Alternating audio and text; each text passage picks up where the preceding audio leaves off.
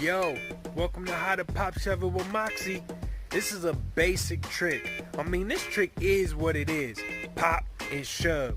When you do this trick, you want to do it with as much steez as possible.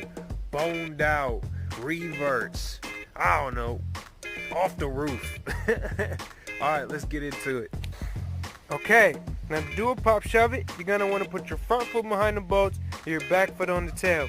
This time, remember, we're not even really using our front foot. It's mostly just there as a counterweight. So, all your trick is done on your back foot. You can hang your toes over, turn your foot in, inside out, any way you feel comfortable.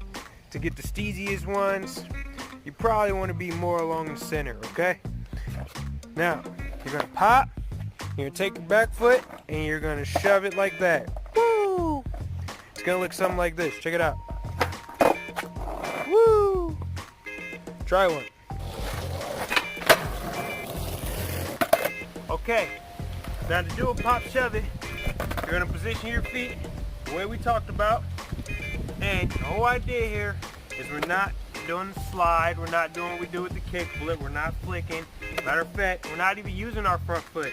We're just taking the weight off. Woo, lifting it up.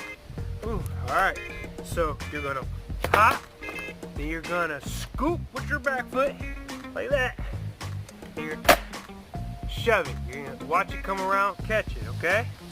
So you're going to pop, take the weight off your front foot, scoop with your back foot, shove it. Take the weight off your front foot. That's it. It's going to look something like that. You can even do it with your hands. Alright, now you try one.